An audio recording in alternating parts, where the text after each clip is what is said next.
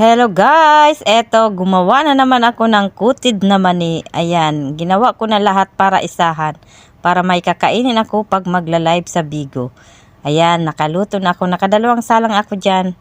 Ayan, lalagay na ni Cherry sa lalagyanan niyang mahiwaga. Malaki yan. Maraming mani yan.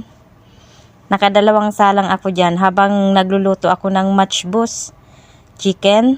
Ayan. Ginawa ko yan. Sabi ko, gagawa ko ng coated na mani. Para may kakain-kainin ako pag nagla-live ako ng gabi. Ayan. Hindi yan napapagod. Walang kapaguran yan. Gustong-gusto niyan magpanailuto. Kahit napapagod na yan, di yan sumusuko. Yan. Salamat talaga ako kay aking biyanan. Sa aking biyanan na si Nanay Nita. Thank you so much, Nanay. Love you. See you again pag nakabakasyon ulit